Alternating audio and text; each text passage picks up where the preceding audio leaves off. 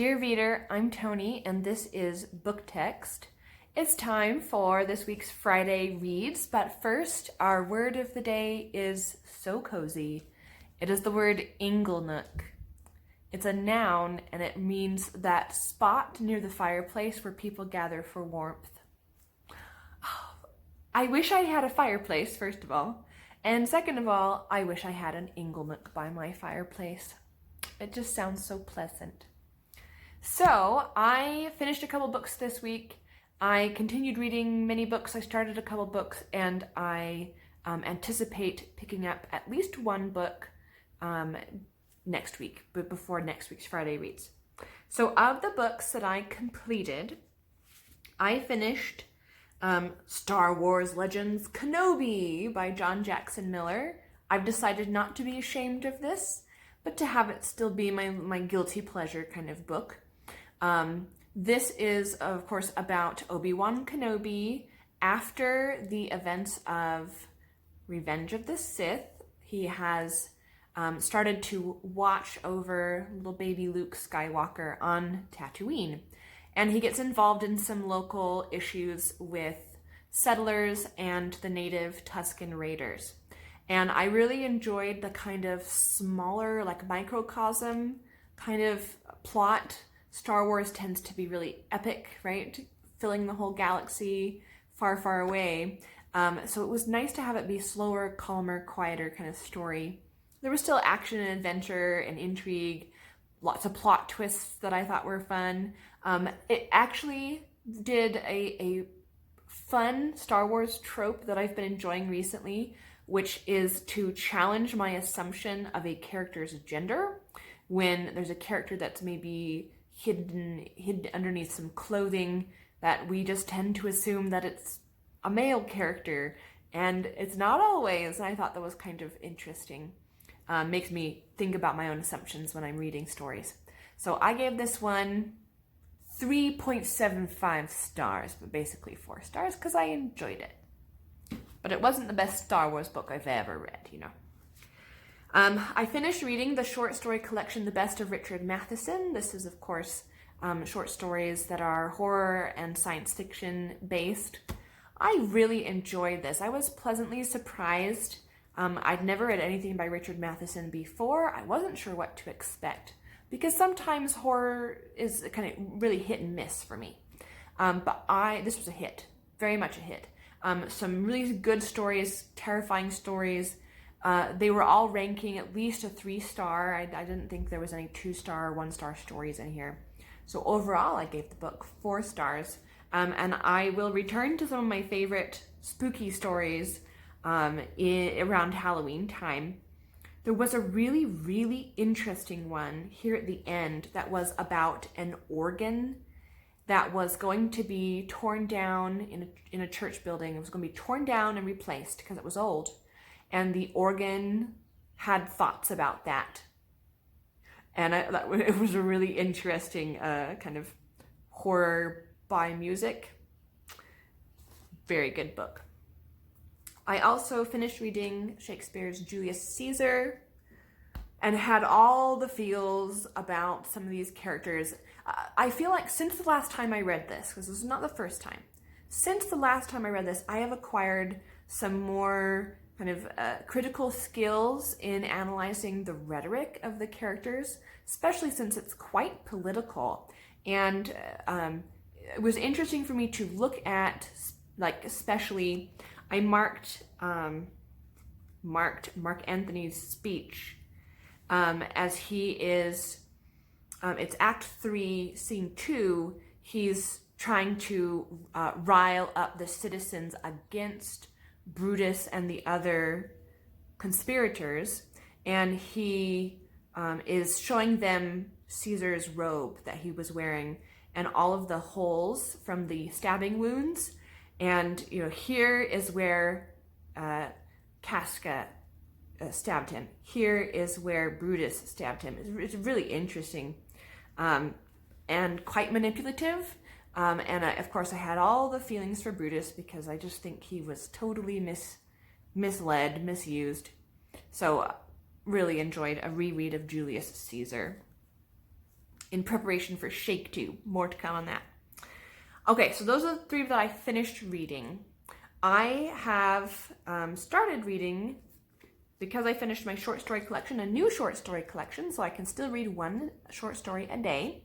And this is Among the Shadows by L.M. Montgomery, with a very 1990 cover that I just love how kind of quirky that era of covers are. This is what I grew up with, right? And so far, I've only read 3 stories, but so far they are just classic L.M. Montgomery, but with a darker twist. So I'll just read a couple of lines from the introduction that I thought were clever. It may be a truth almost universally acknowledged that L.M. Montgomery wrote tales of sweetness and light for girls, but a full and careful reading of her novels and stories reveals strong passions, tragedy, and some spooky occurrences. The one I just finished was about, it wasn't super dark, but it was kind of twisted in a way. It was about a teetotaler who accidentally drank some wine thinking it was a painkiller, and he got really drunk and made a fool of himself in church. And it was kind of darkly funny because you felt bad for him, but it was also pretty funny, like what was happening. So I'm enjoying this one. I will continue to read a short story a day from that. I'm also reading an essay a day from Alice Walker's In Search of Our Mother's Gardens, Womanist Prose. And Alice Walker, of course, most famously wrote The Color Purple. She's obviously done a lot of other writings, and I am thoroughly enjoying her writing style and the topics that she's talking about, because it's mostly dealing with Black feminism and what it means to be Black, and most of these essays were written in the 70s and 80s. So what's really poignant to me is that they still have the same issues that she's writing about here that we're dealing with today. And because of her background with literature, she's writing a lot about writers, Black writers and Southern white writers who, of course, would write about Black characters, and kind of complicated relationship that she's having, kind of reading those stories. My favorite so far has been one called Beyond the Peacock, and it's about Flannery O'Connor, who was a Southern white writer, and how Alice felt as a young student that she would have to, she wanted to read only Black writers in order to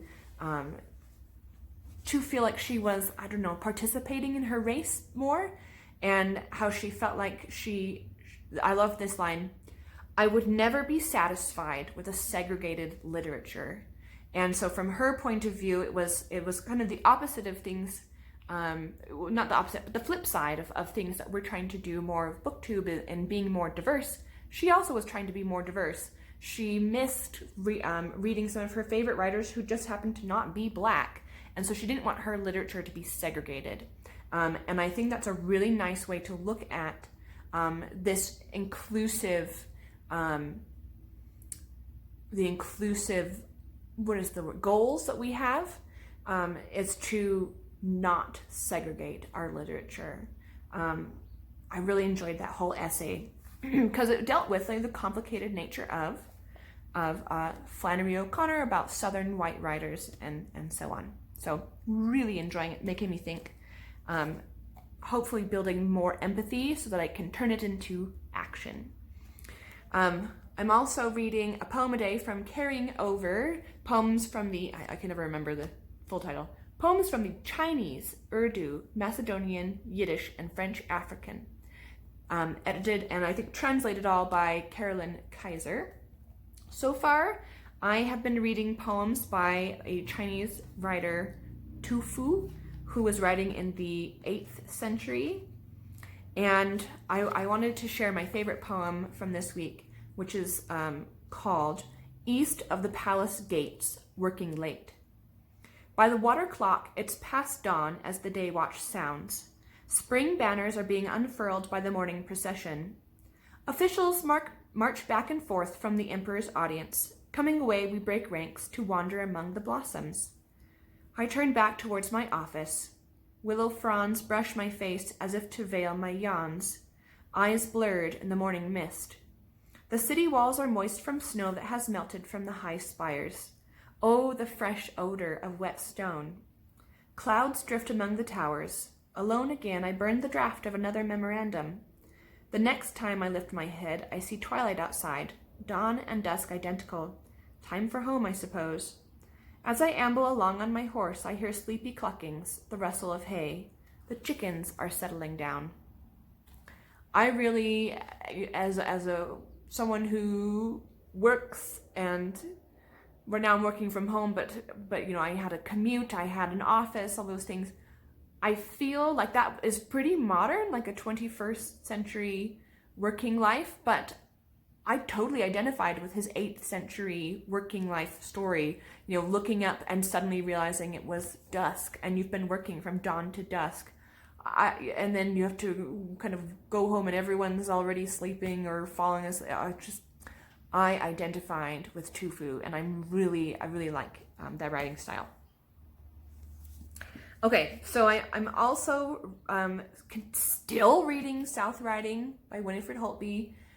Still taking it quite slowly, reading a couple chapters a day. Because it's an epic, I want to feel like I'm living in South Riding. What really impresses me is you just get so much information about specific individuals, and they're all in the context of this kind of overarching South Riding countryside and the political issues, the kind of bigger issues, more global, if you will, issues that are happening in this area. But you get small issues that are affected by those bigger issues. One character had a baby, and she was exposed to measles, and there was all this talk of quarantining and sanitizing everything, and that felt really familiar for obvious reasons. But you got just her fear, it was very visceral, and I enjoyed that we get to go really deep into characters' individual lives and emotions and their psyche, but we're also covering this really broad spectrum of the entirety of South Riding. So I'm still enjoying that. I'm hoping to finish it soon. I was hoping to finish it by the end of August, but that's not going to happen because I only have a few days left. I'm also still reading My Life in Middlemarch by Rebecca Mead, but I'm almost done with this one. It is the story, well, it's not really a story, it's kind of nonfiction. I mean, it's totally nonfiction, but it's kind of biography of George Eliot, kind of literary criticism of Middlemarch in particular, little sprinklings of her other writings, which makes me want to go read everything she's ever written right now. And a little bit of memoir from Rebecca Mead, the author, and how her life can sometimes parallel George Eliot, which I think her point is that she is closing the gap of time, and how authors are real people, and how literature really can stand the test of time and teach us things about ourselves and teach us things about different time periods. And I really liked a particular statement that Rebecca made about George Eliot. She was kind of exploring some weird things that happened in George Eliot's life, especially like after her husband died and she remarried a much younger man. This is what I thought was interesting. If she hadn't been human, with feelings and failings like other people, how could she have written her books? So that's making me think along the lines of kind of Alice Walker's essays. They're making me think more about how I in particular treat authors, and how I think about them, how I interact with their works, how I think about their personal lives, and how it influences my opinion of their writings, and how I maybe just need to step back and be a little bit more of a friend, if you will, to writers, especially in the past, writers from the past, that they're going to have flaws, they're going to have problematic things in their lives, and that's sometimes what makes them better writers. And that I am no different. Like, I'm going to have my own flaws and failings and feelings that are weird to some people, and that I shouldn't be judging somebody else for that, even if it's an author. is also making me realize, like, we shouldn't worship our authors. They can be heroes, but we don't worship them as our heroes. So it's just really interesting to think about how we talk about and interact with writers. Last thing I'm reading is, I picked up Summer by Edith Wharton. I was hoping to get through this before my fall semester starts, and that's happening next week. So I made my goal of starting it before fall semester started, but it's actually a fast read, so I think I can finish it pretty easily. This is the story of Charity Royal, who is a young woman living in a small town in New England, I believe. And she lives with a man who didn't adopt her, but is kind of her father. And he is fond of drinking and has made some weird advances toward her, has asked her to marry him. It's really weird, really, really creepy. And so she is trying to find a way to escape from him and from this small town that feels really confining. And she works in the local town library, which is just a couple of shelves. She only works for a couple of hours a day, a couple of days a week. And an outsider, a visitor to town, has come to her library, and she sees this maybe opportunity for escape. I really love it. The descriptions of summertime in New England are beautiful, very fun. I live in a desert, and so summers are really painful for me because I don't like sunlight very much or heat. And so I grew up in the Pacific Northwest of America, where it was raining 330 days out of the year. And I moved to a place where it rains 30 days out of the year, if that. It hasn't rained in 2 months where I am. And I miss the rain. I miss the kind of greener summer. I have a brown summer, and I miss a green summer. And so this is really fun to read and kind of be in this place with Charity. So those are the books that I have read and am reading right now. I'm thinking I'm going to finish at least My Life in Middlemarch in the next week, and hopefully also Summer, maybe some other things. But I would like to pick up a book I'm going to attempt to do the Stranger Things readathon, Stranger Things-a-thon, something like that. I'll post a video about my TBR for September for the Stranger Things readathon. But one of the books that I have chosen is The Landscape of History, How Historians Map the Past by John Lewis Gaddis. And this is a nonfiction book, and I believe it's going to be about how historians kind of view history, how they think about history, how they put things in context, how they form opinions on things, which I have been studying a lot about history. I read a lot of books written in the past. I read a lot of books set in the past. And I would just like to be a little bit more educated on how I should be thinking about and engaging with history. What I can learn from it, how to judge or not judge, how to be discerning about history. I just want to be better at history. So I'm going to hopefully pick this up. Whew.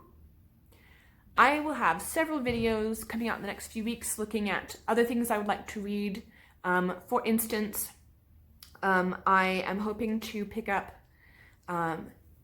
Jacqueline Winspear's The American Agent, which is number 15 in the Maisie Dobbs series. I'm listening to the audiobooks. And that is, I believe, the story of Maisie Dobbs solving the murder of an American reporter during the Blitz. And I'm also working on Shakespeare. So I'm going to read Venus and Adonis, which I believe is a poem. So that's my week of reading. What are you reading? Are you enjoying the last few days of summer or winter, wherever you are?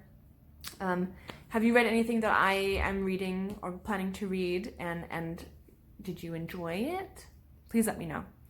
And remember, there's always another book.